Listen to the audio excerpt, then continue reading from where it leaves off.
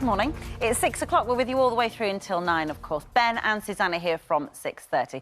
And an army of volunteers is being assembled by the NHS to fast-track booster jabs for an extra 25 million people.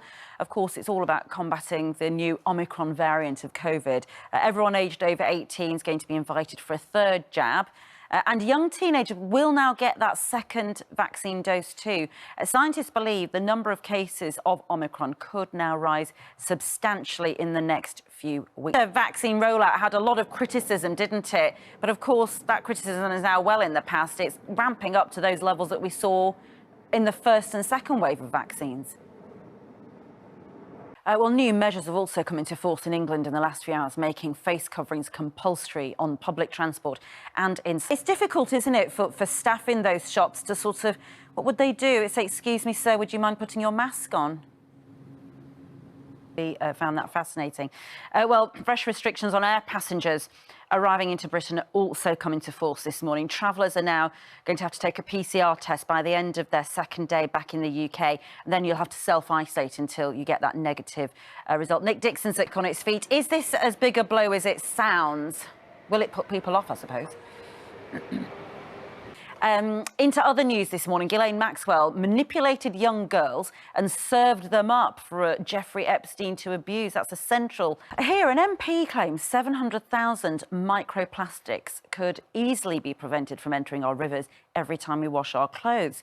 Alberto Costa wants filters to be fitted to all new washing machines to prevent damage being done to marine life and human health. Michelle Morrison explains. Abroad, the Prince of Wales has spoken about the appalling atrocity of slavery during a ceremony in Barbados in the last few hours to mark its transition to becoming a republic. Our chief correspondent, Richard Gaisford, is there. Live to Barbados shortly. But let's take a look at the weather here. Not Barbados. Right, it's 17 minutes past 6. Good morning, Britain's here with you all the way through till 9. Ben and Susanna here in about 10 minutes' time. Prince Charles, as we've just travelled, and the weather where you are.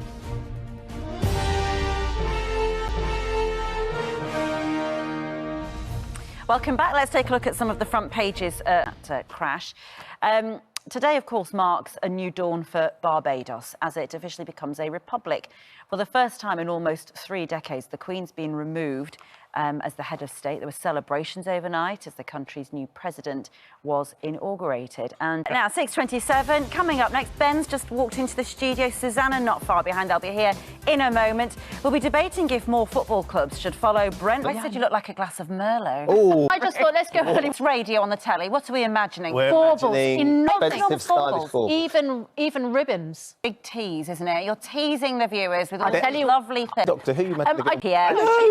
strict hours. That was so funny. That's right, because she... Other changes that are coming into force in England. Well, in the last few hours, face coverings are now compulsory in shops and on public transport. Boris Johnson says the measures will buy us time as scientists assess the threat level from the Omicron. Well, there are fresh restrictions on air passengers arriving into Britain from this morning. Nick Dixon's at Gatwick.